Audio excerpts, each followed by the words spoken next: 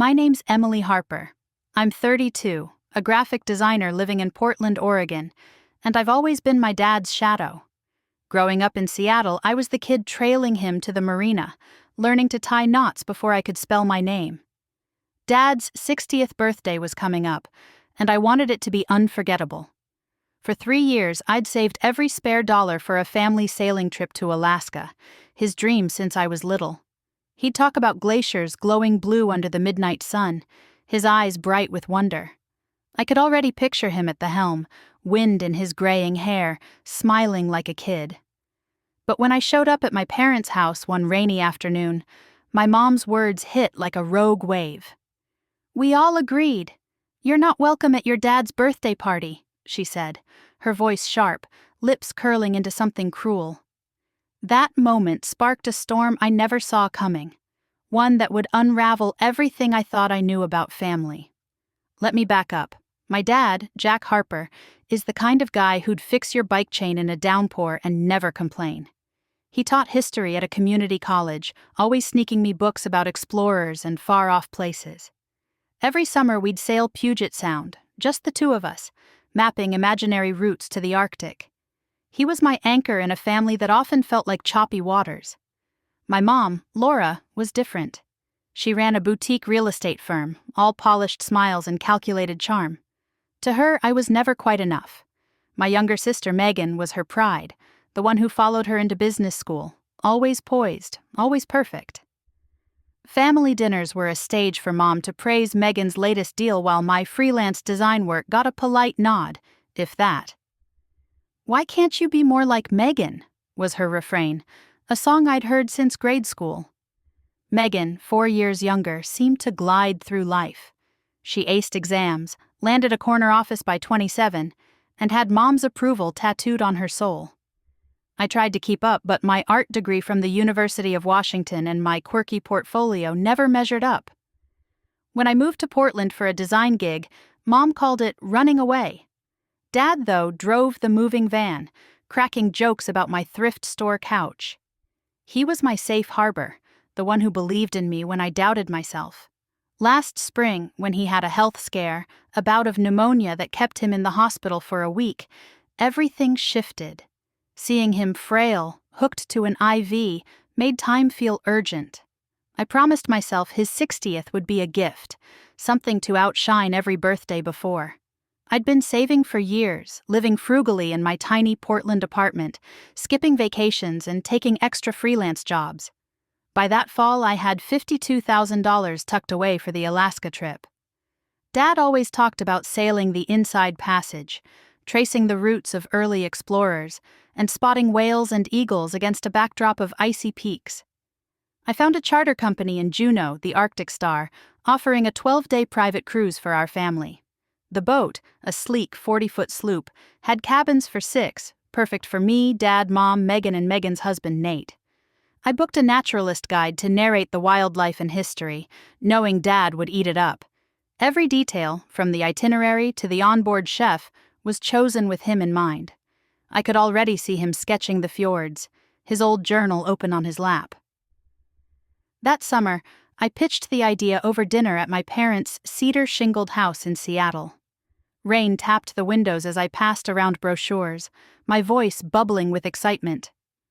"A family sailing trip to Alaska, for Dad's birthday. We'll see glaciers, maybe even the northern lights if we're lucky." Dad's face lit up, his fork paused midair. "Alaska? Really, Em? You planned this?" His grin was all I needed. Megan nodded, flipping through the brochure, her expression warm. "Sounds amazing. Nate and I could use a break." Even Mom seemed on board, asking about the boat's amenities, her tone practical but not dismissive. I left that night feeling light, already mapping the route in my head, picturing Dad at the wheel, the sea stretching endlessly before us. Looking back, I missed the cracks forming. Mom's questions about costs felt pointed, her smile a little too tight. Megan's enthusiasm faded when I texted her about flight options, her replies growing short. "Busy week, we'll check later," she'd write, then nothing. Mom started scheduling family events whenever I mentioned the trip. "Oh, I forgot you wanted to talk about Alaska," she'd say, ushering her book club into the living room as I stood there, brochures in hand. "Another time, honey." That other time never came. I told myself it was just logistics, that everyone would rally for Dad. He deserved this, didn't he? A chance to live his dream, not just read about it in one of his dusty books. By late fall, with Dad's birthday looming in the spring, I took 2 weeks off work to finalize details. My apartment became a planning hub, maps of the inside passage pinned to my walls, guidebooks stacked on my coffee table. I confirmed the Arctic Star, locking in dates for a May departure. The charter's owners, a couple named the Thompsons, were thrilled about our family's story. "Your dad sounds like a gem," Mrs. Thompson said over a Zoom call, her Alaskan accent warm. "We'll make this trip special for him." They promised a private tour of a Tlingit village, a nod to Dad's love of indigenous history. I tracked down a distant cousin in Juneau, a harper who ran a small museum, and arranged a visit. She sent photos of family artifacts, old logbooks from our great-grandfather, a fisherman in the 1890s. I imagined Dad's face, holding those pages, touching his roots. Every detail felt like a love letter to him. I booked a photography workshop in Ketchikan, knowing he'd want to capture every moment.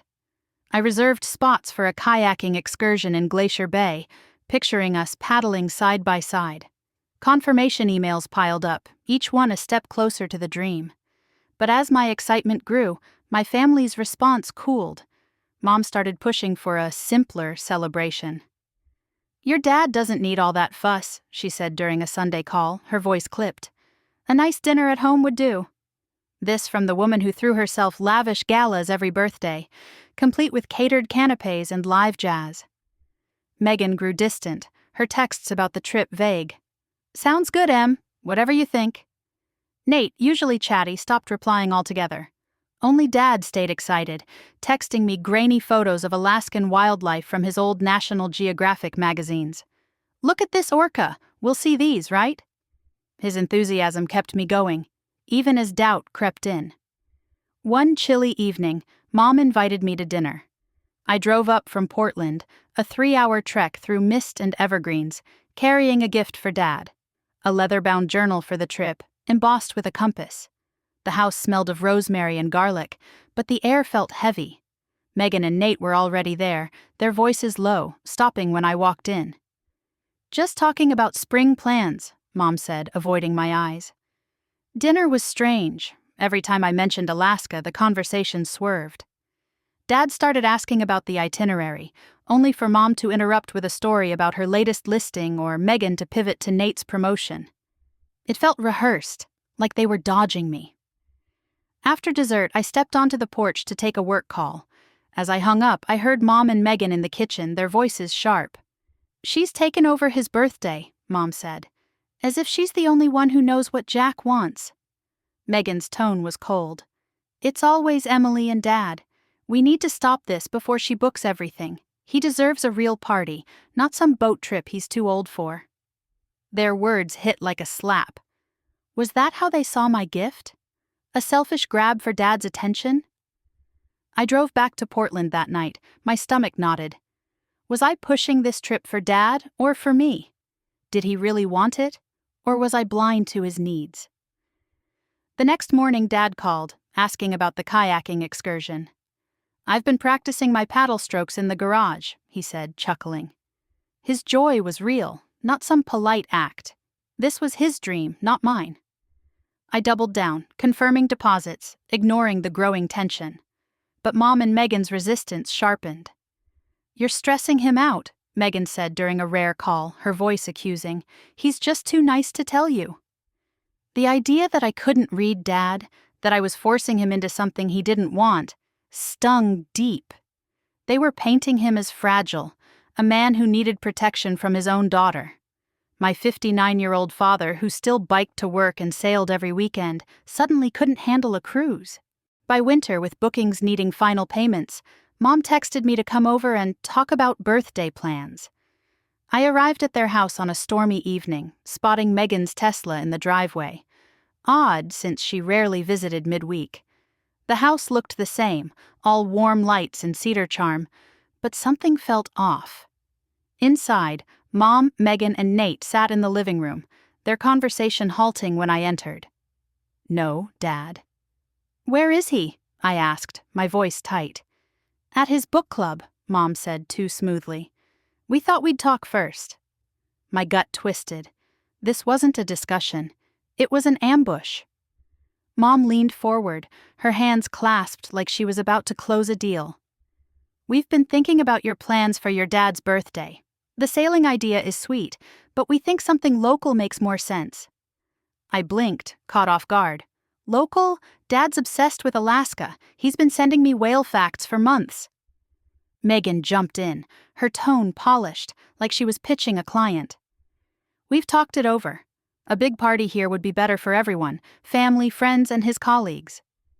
"Everyone except Dad," I shot back. "He wants this trip." Mom's smile didn't reach her eyes. "He's just being polite, Emily. A long cruise at his age? It's too much." Nate stared at his phone, avoiding the fray. I gripped the journal I'd brought, my voice steady despite the heat rising in my chest. "I've put down deposits. The boat, the guide, everything. This is what he wants." Mom's voice turned icy. "We know what's best for your father. A party is happening here. That's the plan." For an hour, we argued in circles, their vague concerns about Dad's health and practicality drowning out his clear excitement. I left that night, rain soaking my coat, feeling like I'd been outmaneuvered in a game I didn't know I was playing. That rainy night in Seattle left me rattled, the sting of my family's words clinging like damp clothes. I drove back to Portland, the highway lights blurring through my windshield, replaying Mom's icy declaration. A local party? For Dad, who'd spent years dreaming of Alaskan waters? It didn't add up. His voice, warm with excitement over our kayak plans, echoed in my head. I gripped the steering wheel, resolved the problem. This wasn't over. I'd keep pushing for the sailing trip for him, but the undercurrent of doubt tugged at me. Was I missing something? Were they right about Dad's needs? By the time I reached my apartment, exhaustion won. But sleep brought no clarity, only restless dreams of empty boats drifting in fog. The next morning, I woke up to a text from Dad. "Found a book on Alaskan glaciers at the library. Can't wait to see them in person." His enthusiasm was a lifeline, pulling me back to purpose. I replied with a quick note about the Tlingit Village tour, promising details soon. His response, a photo of the book's cover with a thumbs up, made me smile. This was real. His dream, not theirs. I spent the day buried in work, tweaking a client's logo, but my mind kept drifting to the trip. I checked my savings. $52,000, still secure. The Arctic Star's deposit was locked in, but final payments loomed. I needed to confirm flights, nail down the itinerary. Every step forward felt like defiance, a quiet rebellion against Mom's dismissal. Over the next week, my family's resistance grew sharper, like a squall building offshore. Mom's calls became lectures. "You're being stubborn, Emily," she said one evening, her voice smooth but edged. "A big party is what your father deserves, surrounded by people who care about him." The implication landed like a jab. I wasn't one of those people. I bit my tongue, keeping my tone even. "Dad's excited about Alaska. Have you asked him what he wants?" A pause, then a huff. "He's just humoring you. You know how he is."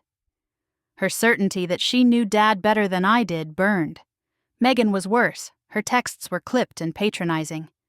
"Em, you're making this harder than it needs to be. Just let Mom handle the birthday."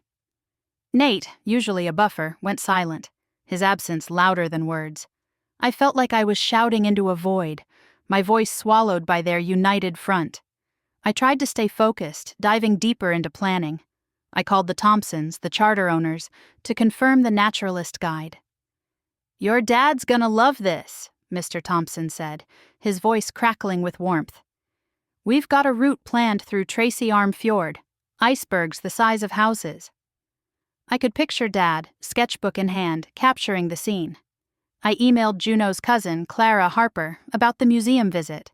She sent back a scanned photo of our great-grandfather's logbook, the ink faded but legible. "Can't wait to meet you both," she wrote. Each detail stitched the dream tighter, but the family tension frayed my nerves.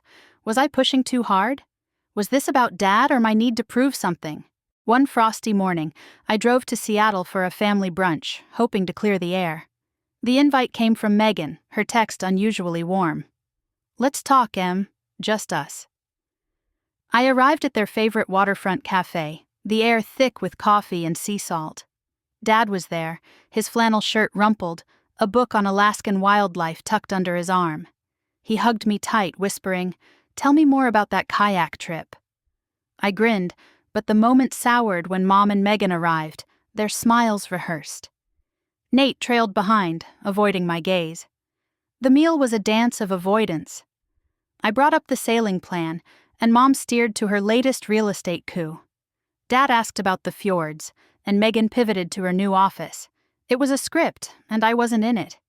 As we left, I overheard Mom murmur to Megan, "She's so fixated on this boat nonsense. It's not what Jack needs." Megan's reply was a knife. "She's always been like this, hogging Dad's attention. We'll fix it." That comment haunted me, sowing seeds of self-doubt. Was I the problem? Growing up, I'd always felt like the odd one out, the artsy kid who didn't fit Mom's mold. Megan was her mirror, polished and driven, while I was Dad's echo, happiest with a sketchpad or a sail. Mom's comparisons had shaped our childhood, her praise for Megan a constant hum, her nods to me rare and fleeting. Dad's love had balanced it, his quiet pride in my drawings, his stories of explorers filling the gaps Mom left. But now, hearing her and Megan rewrite my gift as selfishness, I questioned everything. Was I misreading Dad's excitement? Was I the one tearing us apart? I called Dad that evening, needing his voice to ground me. "Still pumped for Alaska?" I asked, keeping it light. His laugh was immediate. "Pumped? I'm counting the days. I told my students about the Tlingit village today. They're jealous." His certainty steadied me, but I probed gently. "Anyone saying it's too much? The trip, I mean." He paused, confused. "Too much? Who'd say that? My doctor says I'm fit as a fiddle. You worried about something, kiddo?" I hesitated, not wanting to spark drama. "Just checking. Some folks think a party's better." He snorted. "A party's fine, but sailing with you, that's the real deal." His words were a balm, but the family's secrecy gnawed at me. What weren't they telling him? By early spring, the pressure intensified. Mom's texts grew curt, demanding I reconsider the trip. "Your father's not as young as he thinks," she wrote, as if I hadn't seen him haul sails last summer. Megan stopped replying altogether, her silence a wall. I kept planning, booking flights to Juneau, and reserving the photography workshop. But every step felt heavier, like wading through rising tides. One afternoon, Mom called, her tone deceptively soft. "Come over tomorrow, Emily. We need to finalize Jack's birthday plans." Finalize? Alarm bells rang, but I agreed, hoping for a breakthrough. I arrived at their house on a misty evening, the cedar siding slick with rain. Megan's car was there, and Nate's truck too. "No, Dad." My stomach churned as I stepped inside, the air thick with unspoken plans. They were in the dining room, papers spread across the table, a laptop open to a catering site. Mom stood, her posture rigid, like a general briefing troops.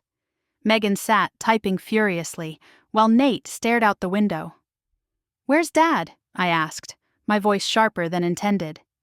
"At the marina," Mom said, her eyes not meeting mine. "We're sorting things out first." Sorting what? I sat, feeling like an outsider in my own family's story. Mom launched in, her words rehearsed. "We've decided on a big celebration for your father. Here, in Seattle, a banquet hall, live music, everyone who matters." I swallowed hard. "What about Alaska? Dad's been planning for it. We've got bookings." Megan's voice was cold. "That's your plan, Em, not his. He needs something reasonable, not some risky cruise. Risky? Dad, who sailed solo in storms, was suddenly too frail for a guided trip. I fought back, my voice rising. I've saved for 3 years. The boat's booked, the guide's confirmed. Dad wants this. Mom's smile was a blade. You're being selfish, Emily. We've talked to Jack's friends and his colleagues. They all agree on a party's best. Nate finally spoke, his tone flat. It's already in motion, Em. Invitations are out. Invitations? Without me? My chest tightened, anger mixing with betrayal. You're planning his birthday behind my back? Mom's eyes narrowed. We're doing what's right for him. You're too caught up in your little fantasy to see it. The room spun, their words a coordinated assault. I stood, clutching my bag, desperate to find Dad, to hear his truth. But Mom's next words stopped me cold. We all agreed. You're not welcome at your dad's birthday party. Her voice was venom, her face alight with something cruel, like she'd been waiting to say it. The room went silent. Megan's fingers frozen on her laptop, Nate's gaze fixed on the floor. My mother's words hung there, a wound I couldn't process. Not welcome? At Dad's 60th, the day I'd poured my heart into? I searched their faces, looking for a crack, a hint of regret. Nothing. Just Mom's satisfied glare, Megan's tight lips, and Nate's avoidance. You're serious, I said, my voice barely a whisper. Mom nodded, unyielding. It's for the best, Emily. You've caused enough trouble. Trouble? For wanting to give Dad his dream? I turned, legs shaky, and walked out, the door clicking shut behind me. Rain pelted my face, but I barely felt it. My family, the people I'd trusted, had just cut me out, and I didn't know why. In my car, I sat, hands trembling, the weight of it crashing down. 3 years of saving, months of planning, all dismissed. Worse, they'd turned Dad's birthday into a stage for their control, shutting me out like I was nothing. I dialed Dad, needing his voice, but it went to voicemail. Hey, kiddo, at the marina, leave a message. His cheerful tone felt like a mockery of the moment. I hung up, tears burning. What was happening? Was Mom lying to him, hiding my plans? The thought was too dark, too twisted, but it lingered. I drove home, the road a blur, my heart a tangle of hurt and defiance. This wasn't the end. I'd find Dad and get answers. But that night, alone in my apartment, the silence was deafening, and the dream I'd built for him felt like it was slipping through my fingers. The drive back to Portland was a haze, my headlights cutting through the spring mist, my mother's words looping in my mind like a broken record. Not welcome. At Dad's 60th birthday. The man who'd taught me to read the stars from a sailboat's deck, who'd cheered loudest at my high school art shows, was having his milestone stolen, and I was cast out. My hands shook on the wheel, anger and hurt wrestling for control. Laura's face, that cruel twist of her lips, haunted me. Megan's silence, Nate's averted eyes, they were all in on it. But why? What had I done to deserve this? I needed Dad, needed his voice to make sense of the chaos, but his voicemail mocked me. By the time I reached my apartment, the weight of it all pressed down, heavy as a storm cloud ready to break. I collapsed onto my couch, the glow of Seattle's betrayal still burning. My phone sat dark on the coffee table, and I couldn't bring myself to check it. No apologies would come. I knew that. Mom's certainty, Megan's cold agreement, they'd meant every word. I poured a glass of wine, the bottle a gift from a client, and stared at the maps pinned to my wall. The inside passage, traced in red marker, mocked me now. 3 years of saving, $52,000, countless nights researching Alaskan fjords, all for nothing? The thought of canceling the Arctic Star, of letting Mom win, made my stomach churn. But what choice did I have? They'd built a wall around Dad's birthday, and I was on the wrong side. Sleep didn't come that night. I paced, my bare feet cold on the hardwood, replaying every family moment for clues. Growing up, I'd always been Dad's ally, the one who'd rather sketch waves than chase Mom's approval. Laura had favored Megan, her mini-me, with her sharp ambition and perfect poise. I'd accepted it, leaning into Dad's warmth instead. But this was new, a calculated cruelty I couldn't fathom. Was Mom jealous of my bond with Dad, like Megan had hinted? Or was it something deeper, some grudge I'd never seen? Dawn crept through my blinds, gray and unforgiving, and I made a choice. I wouldn't let this stand. I'd find Dad and lay it all bare. He deserved the truth, even if it broke something. I called the marina, hoping to catch him. "Jack Harper, haven't seen him today," the dock manager said, his voice gruff over the clank of rigging. "He was here last weekend, though, talking about some Alaska trip. Sounded stoked." My heart lifted, then sank. Dad was still dreaming of the trip, but where was he now? I tried his cell again, straight to voicemail. A text to Megan. "Where's Dad?" went unanswered.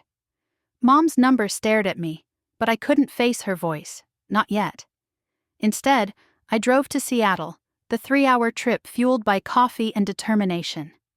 The city greeted me with a drizzle, its skyline muted under low clouds. I headed to Dad's college, hoping to find him between classes.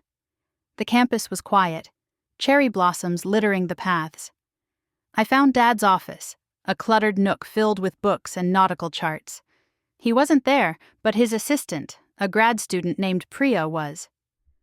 "Emily, hey, Jack's at a faculty meeting," she said, pushing up her glasses. "He's been talking nonstop about your Alaska plan. Show me a picture of some glacier yesterday." I forced a smile, my chest tight. Did he mention anything about a party or changing plans? Priya frowned. "No, just the trip. He said it's the best gift he's ever gotten. Why?" I shook my head, dodging the question. "Just checking. Tell him I stopped by." She nodded and I left, the gap between Dad's excitement and Mom's scheme growing wider. Back in my car, I felt unmoored. Dad was clueless, still planning for Alaska while Mom and Megan rewrote his birthday behind his back. I needed proof, something to show him. I drove to their house, hoping to catch Dad, but found only Mom's car in the driveway. I almost turned back, but anger pushed me forward. I knocked, my pulse racing. No answer. Using my old key, I stepped inside, the house eerily still. The dining room was a war room, catering menus and guest lists scattered across the table. A banner leaned against a chair. "Jack's 60th birthday extravaganza." My breath caught. They weren't just planning a party, they were erasing me. I rifled through the papers, guilt mixing with desperation. A notebook caught my eye, Mom's neat handwriting listing tasks. Confirm band, finalize menu, exclude Emily. That last line hit like a punch, exclude Emily. Written in black ink, deliberate and final. I snapped a photo, my hands trembling, then froze as the front door creaked. Mom's voice called out, "Megan, is that you?" I slipped out the back, heart pounding. The notebook's words seared into my mind. Driving away, I felt a shift, hurt hardening into resolve. This wasn't just a party, it was a campaign to cut me out, and Mom was the architect. That evening, I called my best friend Sarah, needing an anchor. She showed up at my apartment with takeout and a fierce hug. "Spill it, Em," she said, setting out pad thai. I told her everything, the Alaska plan, Mom's ambush, and the notebook. Her eyes widened, chopsticks paused. "Your mom wrote that? Like on purpose?" I showed her the photo and she shook her head. "This is twisted. Laura's always been cold, but this is next level." Sarah had known my family since college and had seen Mom's favoritism and Dad's warmth. "You need to talk to Jack," she urged. "He has no idea, does he?" I nodded, the wine sour in my throat. "I'm scared, Sarah.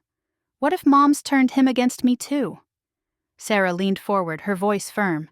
"Your dad adores you. He's not buying Laura's crap. But you need to tell him, Em. Show him that notebook. He deserves to know." Her words sparked something, a flicker of fight. I couldn't let Mom rewrite my bond with Dad. But doubt lingered. What if Dad believed her lies? What if he thought I'd abandoned his birthday? I pushed the thought away, focusing on Sarah's plan. "I'll find him tomorrow," I said. "No more waiting." She squeezed my hand. "You've got this, and if you need backup, I'm here." The next morning, I drove to the marina, Dad's usual haunt. The dock smelled of salt and diesel, boats bobbing under a clearing sky. I spotted him near his sloop, the Sea Sparrow, tinkering with a rope. His flannel was rolled to his elbows, and his face was relaxed until he saw me. What's this, a surprise visit?" He hugged me, smelling of coffee and sea air. I wanted to blurt everything, but his smile stopped me. "Just missed you," I said, stalling. "How's the boat?" He grinned, launching into a story about a recent sale. His joy was so pure, so untouched by Mom's scheme that I hesitated. Could I shatter this? We sat on the deck, the water lapping softly. I took a breath, choosing my words. "Dad, about your birthday. Are you still excited for Alaska?" His eyes lit up. "You kidding? I'm dreaming about those fjords every night. Why, you got new plans."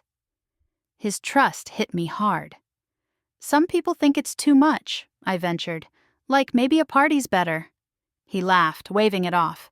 "A party's nice, but this trip? It's you and me, kiddo, chasing adventure. Who's saying otherwise?" I swallowed, the notebook's photo burning in my pocket. "Just rumors. But Dad, has Mom mentioned anything about me or the plans?" His brow furrowed. "She said you're busy with work and might not make it to any party. I told her that's nonsense. You're my planner-in-chief." My heart sank. Mom was already planting lies, setting me up as the one pulling away. I wanted to show him the photo, to spill everything, but fear held me back. What if it broke him, learning Mom's betrayal? Instead, I nodded, keeping my voice steady. "Just making sure. I'm all in for Alaska." He clapped my shoulder. "That's my girl. We'll make this one for the books." As I left, promising to call soon, I felt a storm brewing inside. Mom wasn't just excluding me. She was rewriting my place in Dad's life, and he didn't even know. I drove back to Portland, the notebook's words, "Exclude Emily," fueling a fire. I wouldn't cancel the trip, not yet. But I needed a plan, a way to expose Mom without losing Dad. That night, alone in my apartment, I scrolled through the Arctic Star's website, the images of glaciers a cruel reminder of what was at stake. I couldn't shake the image of Mom's handwriting, her deliberate cruelty. Sarah's words echoed. Tell him. But how? A direct confrontation risked everything, pushing Dad into the middle of a war. I needed proof, more than a photo, something undeniable. I texted Clara, the Juneau cousin, asking for a copy of the logbook scan, something tangible to show Dad his heritage. She replied instantly, promising to mail it. A small step, but it felt like progress. As I drifted to sleep, the sea's rhythm in my mind, I vowed to fight. For Dad, for our dream, for the truth Mom was trying to bury. The marina's salt air lingered in my lungs as I drove away from Dad, his laughter over our Alaska plans clashing with the weight of Mom's notebook scrawled with, "Exclude Emily." Back in Portland, my apartment felt like a cage, the maps of the inside passage now taunting me with a dream slipping out of reach. Laura's lie, that I was too busy for Dad's birthday, gnawed at me. She wasn't just stealing his 60th, she was rewriting our bond, painting me as the daughter who didn't care. My fingers itched to call her, to scream the truth, but I knew better. Mom thrived on control, and I needed more than a photo to unravel her web. I needed Dad to see it, to believe it, without breaking his heart. That night I barely slept, the hum of Seattle's betrayal louder than the rain outside my window.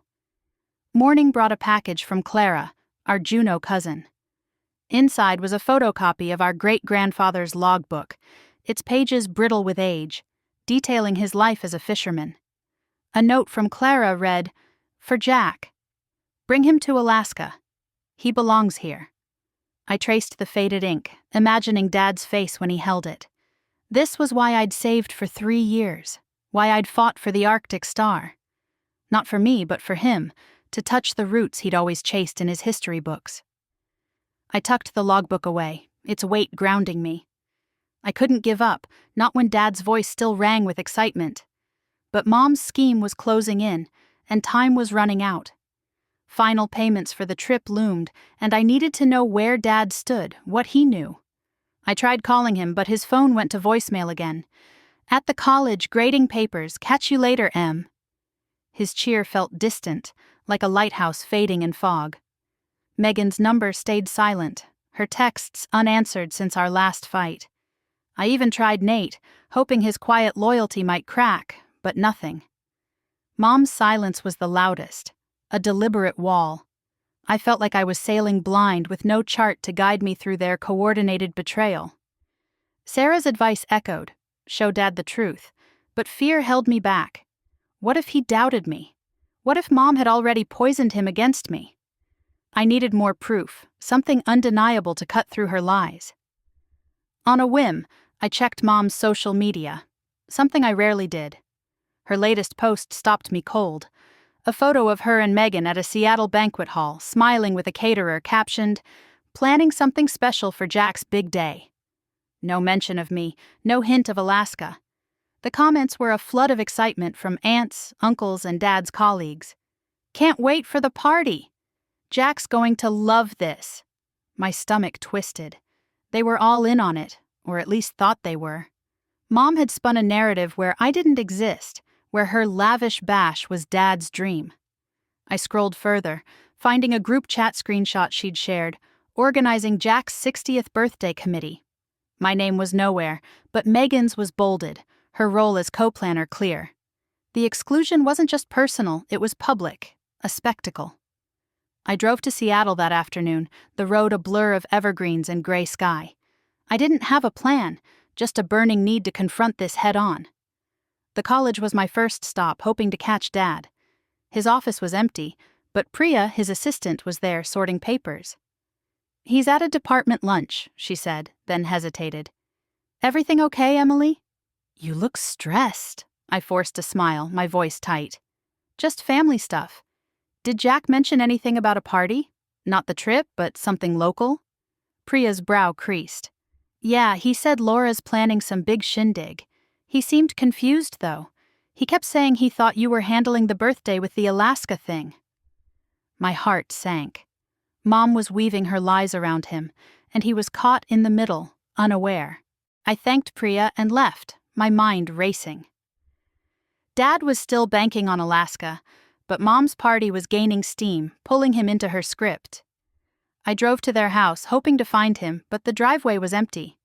Inside, the dining room was a command center, more organized than before. Invitations stacked neatly, a seating chart pinned to a corkboard. I scanned it, my name absent, even from the family table. A folder labeled Budget caught my eye. I opened it, my breath catching. Mom had withdrawn $10,000 from their joint account, labeled Party Expenses. 10,000, while I'd scraped together 52 for Dad's dream. The unfairness burned, but worse was a note in Megan's handwriting. "Keep Emily out. She'll ruin it." My sister, my blood, was complicit, her loyalty to Mom absolute. I was about to leave when the garage door rumbled. I froze, slipping the folder back, and ducked into the hallway. Mom's voice carried, sharp and annoyed. "She's still pushing that boat nonsense, Megan. We need to shut it down." Megan's reply was cool. "I told you, Mom. She's obsessed with being Dad's favorite. Let's just stick to the plan." They stepped inside, and I bolted out the back, my pulse hammering. In my car, I gripped the steering wheel, their words a fresh wound. Favorite? This wasn't about favoritism. It was about giving Dad what he'd always wanted. But their certainty, their unity, shook me. Was I fighting a losing battle? Back in Portland, I called Sarah, my voice breaking as I recounted the folder, the note, and Mom's words. She listened, her silence heavy. "Em, this is sick. They're gaslighting you, making you the villain." She paused, then softened. "You need to tell Jack. Not just the notebook, but everything. He's your dad. He'll believe you." I nodded, though she couldn't see. I know, but it's going to hurt him, Sarah. Learning Mom's this manipulative. She sighed. Yeah, it will. But he deserves the truth. And you deserve to be heard. Her words lit a spark, but fear still coiled tight. What if Dad took Mom's side? What if I lost him too? The next day, I went to the marina, hoping to catch Dad alone. He was there, polishing the Sea Sparrow's rail, his face calm under the spring sun. 2 visits in a week? I'm spoiled, he teased, tossing me a rag to help. We worked in sync, the boat's gentle sway a comfort. I wanted to blurt it all, the party, Mom's lies, Megan's note, but his easy smile stopped me. Instead, I explored the possibilities. Dad, has Mom talked about your birthday? Like, what is she planning? He shrugged, wiping his hands. She mentioned a party, but I told her Alaska's the main event. She didn't seem thrilled, but you know your mom, likes her big gestures. His trust in her, in me, was a knife. He had no idea the war was being waged behind his back. I took a breath, my voice low. What if the party's all she's planning, like no trip? He frowned, confused. No trip? You've got it all booked, right? The boat, the fjords? I nodded, but my throat tightened. Yeah, but some people think it's not right for you, that you're not up for it. His laugh was sharp, almost offended. Not up for it? I'm 59, not 90. Who's feeding you this bunk? I hesitated, the folder's note flashing in my mind. Just talk, I've heard. Maybe check with Mom. Make sure you're both on the same page. He studied me, his eyes narrowing. Something's going on, isn't it? Spill it, kiddo. I froze, not ready to break his world. Just talk to her, I repeated, and left, my heart heavy with what I couldn't say. That night my phone lit up with a text from Mom. Party plans are set. Alaska's off. Accepted, Emily. No warmth, no compromise. I stared at it, fury rising. She wasn't just excluding me, she was erasing Dad's dream. I called the Arctic Star's owners, my voice shaking. I might need to cancel, I said, the words tasting like ash. Mrs. Thompson's voice was gentle. Oh, honey, I'm sorry. Your dad sounded so excited. Can you save it? I didn't know. I transferred the $52,000 back to my savings, each click a surrender. But as I did, a fire kindled. This wasn't over.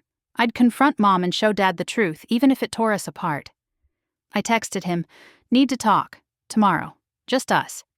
His reply was instant. Anytime, Em. You okay? No, I wasn't. But for him, I'd fight. The weight of canceling the Arctic Star clung to me like sea fog, heavy and cold. I'd transferred the $52,000 back to my savings, each click a betrayal of Dad's dream. But Mom's text, Alaska's off, accepted, Emily, had left me cornered. In my Portland apartment, the silence was suffocating, the maps of the inside passage staring down like ghosts of a plan I'd nearly lost. I'd texted Dad to meet, needing his truth to anchor me, but as dawn broke, my resolve wavered. Laura's lies, Megan's complicity, the notebook's stark, exclude Emily. They'd built a fortress around his 60th birthday, and I was outside, alone. Yet, Dad's voice at the marina, full of joy for our Alaskan adventure, fueled a spark. I couldn't let Mom win, not like this. Today, I'd find him, lay bare the deception, even if it shattered everything. I drove to Seattle under a sky heavy with spring clouds, my heart a tangle of hope and dread. The 3-hour trip felt endless. The radio's chatter drowned by memories of Dad teaching me to sail, his hands steady on mine as we navigated Puget Sound. He deserved better than Laura's staged party, better than a family that erased his daughter. I gripped the photocopied logbook from Clara, its worn pages a reminder of why I'd fought so hard. This wasn't just a trip. It was Dad's chance to touch his history, to stand where our ancestors fished a century ago. Mom's banquet hall with its catered platters and hired band couldn't compare. But would Dad see it? Or had her lies already taken root? I headed to the college, hoping to catch him after class. The campus buzzed with students, their laughter a stark contrast to the storm inside me. Dad's office was locked, but Priya, his assistant, spotted me. "Emily, you just missed him," she said, juggling a stack of essays. "He's at the library, some research thing." Her eyes softened. "You okay? You look like you haven't slept." I managed a nod, dodging her concern. "Did he say anything about his birthday? Like plans changing?" Priya shook her head. "Just kept raving about your Alaska trip. He said he's practicing knots for it. Why's everyone so weird about this?" Her question hung, unanswered. I thanked her and left, the gap between Dad's reality and Mom's scheme widening with every step. The library was a brick monolith, its quiet halls a refuge from my racing thoughts. I found Dad in a corner, hunched over a book on Tlingit culture, his glasses slipping down his nose. He looked up, his smile instant. Twice in 2 days? I'm a lucky guy." His warmth nearly broke me, but I forced a grin, sliding into the chair beside him. "Researching for the trip?" I asked, nodding at the book. His eyes lit up. "You bet. Look at this, traditional canoe designs. We'll see replicas in that village you booked." His excitement was pure, untouched by the betrayal circling him. I wanted to spill everything. Mom's notebook, Megan's note, the party. But his trust stopped me. "How do you tell your dad his wife's been lying to his face?" We talked for an hour, his voice weaving stories of Alaskan wildlife and ancient trade routes. But the logbook burned in my bag, urging me forward. I took a breath, choosing my words. "Dad, has Mom said anything about me? Like, about the birthday plans?" His brow furrowed, puzzled. "Just that you're swamped with work and might not make it to her party. I told her you're all about Alaska. What's this about, kiddo?" My throat tightened. Her lies were deeper than I'd feared, framing me as distant and uninvolved.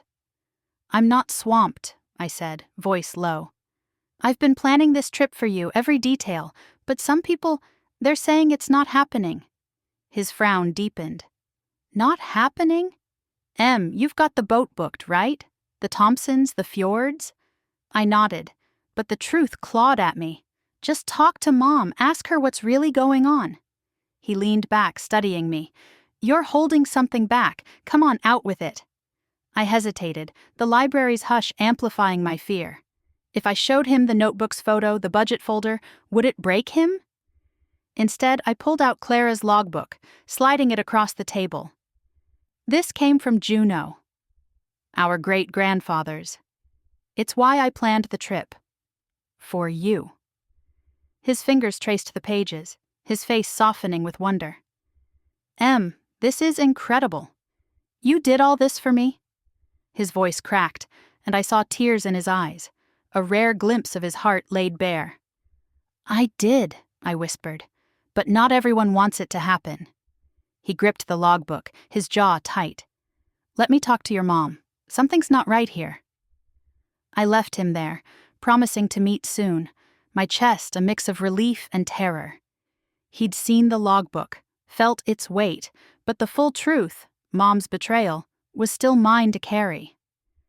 Back in Portland, I tried to work, but my mind churned. Sarah called, sensing my spiral. "Did you tell him?" she asked, straight to the point. "Not everything," I admitted. "I showed him the logbook, but the notebook, the party, I couldn't." She sighed. You're protecting him, but he needs to know. Laura's playing dirty. You saw that budget folder." Her words stung, true and sharp. I pulled up the notebook's photo. "Exclude Emily," glaring back. "I'm going back tomorrow," I said. "I'll show him. No more hiding." That night, I couldn't sleep, the logbook on my nightstand a silent challenge. I scrolled through Mom's social media again, her party posts multiplying, each one a dagger. A new photo showed her with Dad at the banquet hall, him looking uneasy, her arm locked around his. The caption read, "Jack's big day is coming together." Comments from relatives piled up, none mentioning me.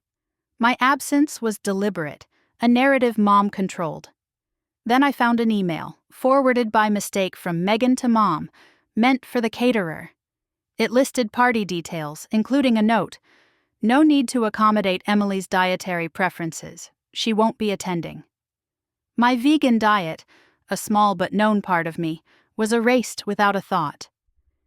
The casual cruelty hit hard, proof of their intent to wipe me out. I drove to Seattle at dawn, the email printed and tucked beside the logbook. I needed Dad to see it all, the notebook, the budget, the email. No more half-truths. I went straight to their house, hoping to catch him before work. The driveway held Mom's car and, surprisingly, Megan's. My pulse raced. This wasn't the plan, but I knocked, steeling myself. Megan answered, her face tightening. "Emily, what are you doing here?" Her tone was cold, a gatekeeper's challenge. "I need to see Dad," I said, stepping past her. Inside, Mom stood in the kitchen, a coffee mug frozen mid-sip. "This isn't a good time," she said, her voice a warning. "Where's Dad?" I demanded, my patience gone. "Out," Megan snapped. "You need to leave." I stood my ground, the papers in my bag a ticking bomb. "Not until I talk to him. You're hiding something, both of you." Mom's eyes narrowed, but before she could speak, Dad's voice came from the hall. "Em, what's going on?" He stepped in, his flannel rumpled, confusion etched on his face. My heart leapt, then sank. Mom and Megan closed ranks, their faces a united front. "She's causing trouble," Mom said, her tone victimized. "Trying to derail your birthday." Dad looked at me, his eyes searching. "Em, talk to me." I took a breath, the moment I dreaded and needed. "Dad, they're lying to you. About the trip, about me. I have proof." Mom's mug hit the counter, her voice sharp. "That's enough, Emily. You're out of line." But Dad raised a hand, silencing her. "Let her speak." My hands shook as I pulled out the notebook's photo, the budget folder, and the email. "They're planning your party without me," I said, my voice breaking. "They said I'm not welcome. Look, I handed him the papers, each one a piece of their betrayal." He scanned them, his face paling, the logbook still in his pocket from yesterday. "Laura, what is this?" he asked, his voice low, dangerous. Mom faltered, her mask slipping. "It's not what it looks like," she stammered. Megan stepped forward, defiant. "She's twisting it, Dad. We're doing what's best for you." Dad's eyes met mine, hurt and disbelief warring within them. "Em, you planned Alaska for me. All this time, and they—" His voice trailed off, the papers trembling in his hands. I nodded, tears burning. "I wanted it to be perfect, Dad. For you." He turned to Mom, his voice steady but raw. "You told me she didn't care about my birthday. You lied." The kitchen went still, the air thick with truth. Mom's face crumpled, but not with guilt, with anger. "You always choose her," she spat. "Your precious Emily, like I'm nothing." Dad shook his head, stunned. "This isn't about choosing. This is about lying to me, to our family." He looked at me, his eyes soft. "I'm so sorry, kiddo. I didn't know." I wanted to collapse into his arms, but Mom's voice cut through. "You're ruining everything, Emily. Just like always." Her words, so like the title's sting, hit fresh. But Dad's hand on my shoulder grounded me. "No, Laura, you did this." He turned to me. "We're talking, just us. Let's go." We walked out, leaving Mom and Megan in stunned silence, the papers still on the counter. In his truck, Dad drove to the marina, the logbook between us. "Tell me everything," he said. And I did, the truth pouring out like a freed tide. His pain mirrored mine, but his grip on my hand promised we'd face it together. The Alaska dream wasn't dead, not yet. But the family I'd known was fracturing, and I didn't know what came next. The marina's quiet was a balm, as Dad's truck rumbled to a stop, the sea sparrow bobbing gently in the spring light. My heart still raced from the kitchen showdown, Mom's venomous words, "You always choose her," ringing in my ears. Jack's hand, steady on mine, was the only thing keeping me grounded.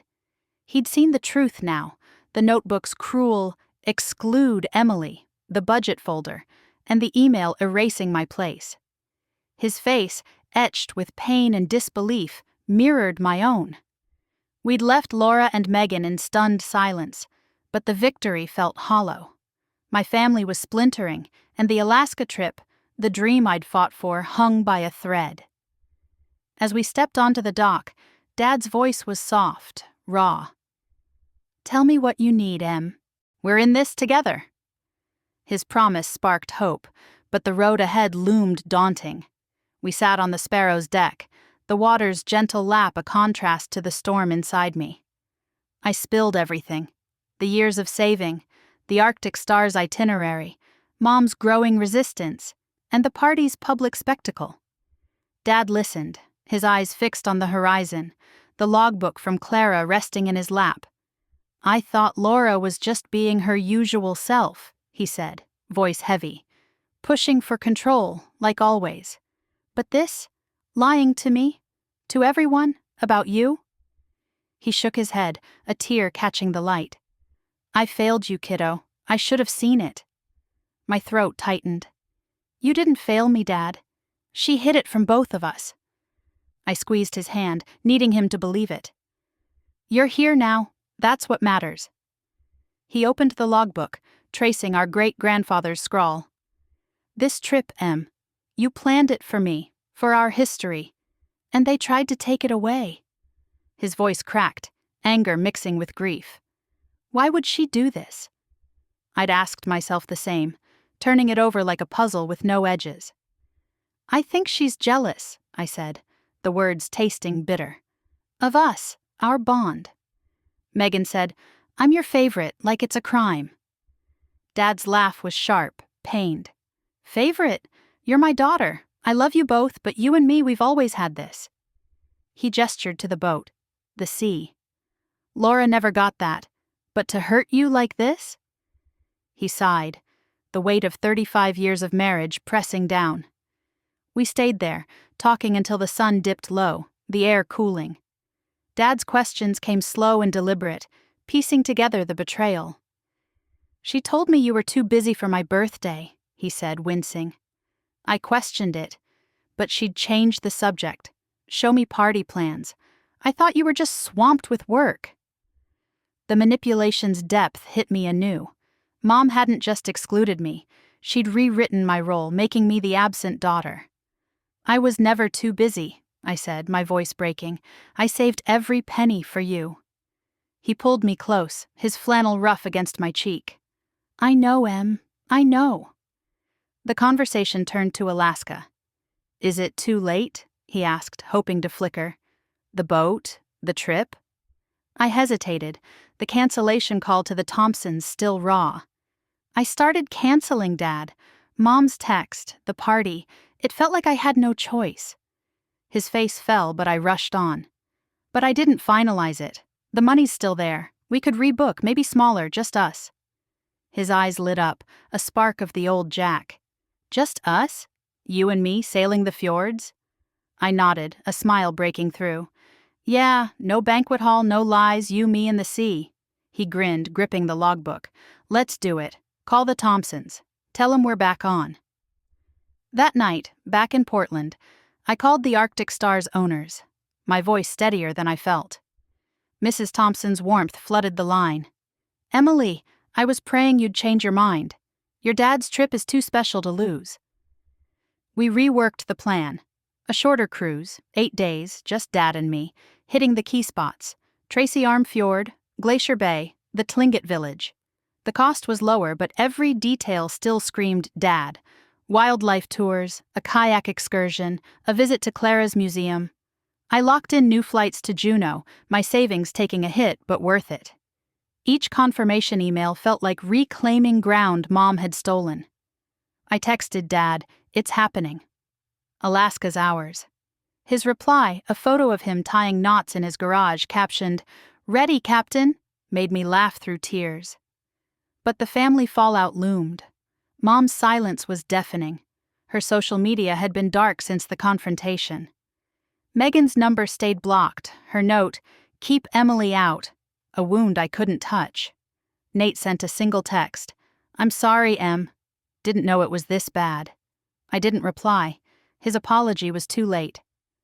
Sarah came over, bearing wine and outrage. "Your mom's a piece of work," she said, pouring generously.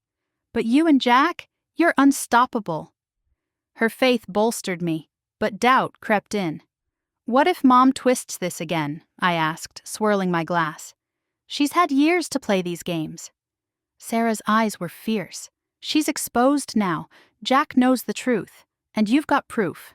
Keep going, Em. For you, not just him." Her words stuck, shifting something inside. This trip wasn't just for Dad anymore. It was for me, too. A chance to reclaim my voice, to stop being the daughter who apologized for existing. I spent the next day researching, swapping the group itinerary for a personal one. A solo hike in Ketchikan, a photography class for me, not just Dad. I booked a tiny cabin in Juneau post-trip, a place to sketch and breathe, free from family shadows. The idea of traveling for myself felt foreign, almost selfish. But Sarah's voice echoed, "You deserve this." I printed new brochures, simpler but vibrant, and mailed them to Dad, a promise we'd keep. A week later, Dad called, his voice tense. "I moved out, Em, staying at the college condo for now." My heart sank. "Because of Mom?" He sighed heavily. "Yeah." I confronted her again, asking why she lied and why she hurt you. She said she felt invisible, like you and I had this world she couldn't touch. His pain was raw, a man unraveling decades of trust. "I'm sorry, Dad," I said, tears falling. "This isn't your fault." He chuckled, sad but warm. "Yours either, kiddo. We'll figure it out. But Alaska? That's our North Star." His words lit a fire, a vow to protect what we'd rebuilt. I drove to Seattle to see him, the condo a stark contrast to their cedar house. Small, cluttered with books, a temporary refuge. We sat on his balcony, Puget Sound glittering below, and planned the trip. "Clara called," he said, grinning. "She's got a whole exhibit ready for us at her museum. Our family's story." I showed him the new itinerary, his eyes dancing over the kayak route. "You're a genius, Em. This is better than before." His praise warmed me, but the family rift cast a shadow. "What about Mom?" I asked, voice low. "Megan?" He leaned back, weary. "Laura needs help, more than I can give. Megan's caught in her orbit. I told them both, truth or nothing. They're not ready yet." We talked late, the city's hum a backdrop to our healing. Dad's hurt ran deep, but his love for me was unshaken. "You're my anchor, Em," he said, voice thick. "Always have been." I hugged him, the logbook between us, a bridge to our past and future. Back in Portland, I felt lighter, the trip's revival a lifeline. But Mom's silence worried me. Was she planning another move?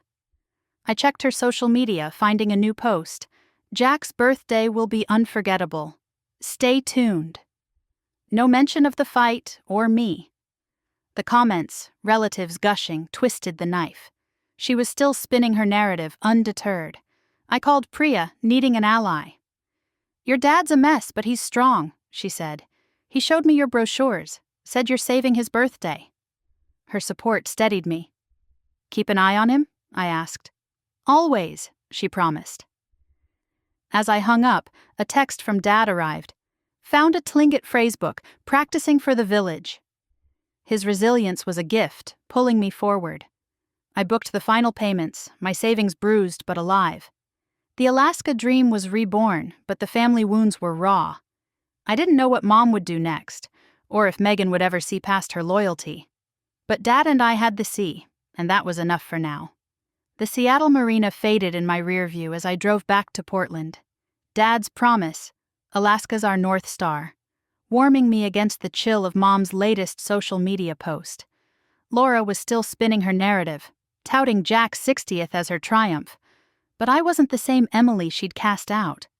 The Arctic Star was booked, an 8-day father-daughter voyage through Alaska's wild heart, and no banquet hall could steal that. Dad's condo, his temporary refuge from Laura's betrayal, held our new plans: a kayak route, a Tlingit village visit, and Clara's museum. Yet the family wounds, Mom's notebook scrawled with "Exclude Emily" and Megan's blind loyalty, stung fresh. As I packed for the trip, I wondered, could Alaska heal us, or would Laura's shadow follow? The weeks before departure were a whirlwind. I finalized details with the Thompsons, the Arctic Stars owners, their voices brimming with excitement. "We've got a surprise for Jack," Mrs. Thompson teased, refusing to spill. I booked a photography class in Ketchikan for myself, a small claim to my own joy. Dad sent daily texts, butchering Tlingit phrases with endearing gusto. "Ready to meet our cousins," he wrote, attaching a selfie with his phrasebook. His resilience was a beacon, pulling me through the silence from Mom and Megan. Nate's apology text lingered unanswered. Trust, once broken, didn't mend easily. Sarah, my rock, threw a send-off dinner, toasting to Em and Jack conquering the seas. Her faith in me sparked a quiet shift. This trip was for Dad, but also for Emily I'd buried under family expectations. The flight to Juneau was a blur, Dad's excitement infectious as he pointed out peaks through the plane's window. "Look, Em, that's got to be the Chilkoot Range." His boyish grin erased the pain of Laura's lies, if only for a moment. At the airport, Clara greeted us, her gray braid swinging as she hugged Dad like family. "You're home, Jack," she said, her eyes crinkling. She drove us to her museum, a cozy building packed with Harper relics, our great-grandfather's logbook, a fishing net, and photos of his weathered face. Dad's hands trembled as he held the logbook, his voice thick. "Em, you gave me this, our history." I blinked back tears, Clara's arm around me a silent thanks. That night, in our Juneau hotel, I sketched the museum's artifacts, feeling roots I'd never known. The Arctic Star welcomed us at dawn, its white hull gleaming under an Alaskan sky. The Thompsons' surprise was a carved Tlingit paddle, etched with a raven, gifted to Dad as an honorary voyager. He clutched it, speechless, his eyes wet. Our crew, a naturalist named Lena and a chef named Tom, felt like old friends by the first mile. As we sailed the inside passage, glaciers loomed, their blue glow a dream made real. Dad sketched furiously, his journal filling with fjords and orcas. We kayaked in Glacier Bay, paddling in sync, the water's hush a sacred space. "This is it, Em," he whispered, an iceberg cracking in the distance. "Everything I ever wanted." My heart swelled, Laura's cruelty a faint echo against this vastness. In the Tlingit village, elders welcomed us with songs, their voices weaving history into the air. Dad, clutching his phrasebook, stumbled through a greeting, earning laughter and claps. A woman named Mary, Clara's aunt, shared stories of our ancestors' trade routes, her hands tracing maps older than America. Dad wept openly, gripping my hand. "You made this happen, kiddo, despite everything." That night, under a sky streaked with northern lights, we sat on deck, sipping coffee. "I'm sorry about Laura," he said, voice low. "I never saw how deep her hurt ran." I nodded, the pain still raw. "She chose to hurt us, Dad. That's not on you." He squeezed my shoulder. "You're stronger than her, Em. Always have been." Alaska changed us, each day a stitch in our torn bond. I snapped photos in Ketchikan, my lens capturing Dad's joy, but also my own, a woman finding her frame. In Juneau's museum, Clara gave us a family tree, our names linked to generations of fishers. "You belong here," she said, hugging me. Back on the boat, Dad and I talked deeper than ever, about dreams, regrets, and the family we'd lost and found. "Laura needs help," he said one evening, stars reflecting on the water. "But I can't stay with someone who'd hurt you like that." His words, heavy with finality, marked the end of their marriage, but also a new start for us. I leaned against him, the sea's rhythm our pulse. Returning to Seattle was bittersweet. The airport felt small after Alaska's expanse, but a surprise waited. Sarah, holding a sign reading, "Welcome back, explorers." Her hug grounded me, her questions pulling out every detail. Dad's condo became our base, his books now joined by Alaskan sketches. Laura met us there, her face softer, her usual polish dulled. "I've started therapy," she said, her voice tentative. I'm sorry, Emily, for everything." Her eyes held regret, but trust was a distant shore. "I hear you," I said, cautious. "But sorry's just a start." Dad nodded, his stance firm. "We need time, Laura, and honesty." She left, a fragile bridge extended, one I'd cross slowly. Megan reached out a week later, her voice shaky over coffee at a Seattle cafe. "I was wrong, Em," she said, eyes red. "Mom fed me lies and I ate them up. I'm sorry." Her apology, raw and real, cracked my defenses. "You hurt me," I said, voice steady. "But you're my sister. We can try again." We talked, dismantling years of Mom's divide and conquer, our laughter hesitant but true. Nate joined us, his quiet support a step toward mending. Family dinner followed, just us 5 at Dad's favorite diner, no banners or pretense. We shared Alaska stories, Laura listening, Megan asking questions. It wasn't perfect, but it was honest, a seed of something new. Over the next year, our family reshaped itself. Dad stayed in the condo, his marriage with Laura evolving into a cautious friendship, therapy guiding their path. Megan and I rebuilt Sunday brunches as our ritual, her ambition softened by humility. Laura's journey was slower. Her insecurities lay bare in sessions we sometimes joined. We'd never be close, but respect grew, a hard-won peace. My bond with Dad deepened, our Alaskan photos framed in my Portland apartment, a touchstone of truth. I took more solo trips, sketching coasts from Maine to Monterey, my art blooming free of family shadows. On Dad's 61st birthday, we gathered at a Juneau-style eatery in Seattle, Clara visiting with fresh salmon recipes. No grand party, just us toasting with local beer. Dad raised his glass, his voice warm. "To truth, to healing, to family we choose every day." We clinked. Laura shared a therapy story, her vulnerability new. Megan squeezed my hand, a silent vow. As I drove home, the city's lights soft through spring mist, I felt whole. Alaska hadn't just been a trip, it was a rebirth. I'd fought for Dad's dream but found my own, a life where I defined my worth, not Mom's approval or Megan's shadow. The family I'd lost wasn't gone. It was remade, messier but real. If you faced a family wound that broke you open, only to find healing in the cracks, you know this truth. Pain carves the deepest paths to love. I'm Emily Harper, and this is my story, one of betrayal, truth, and a sea that carried us home.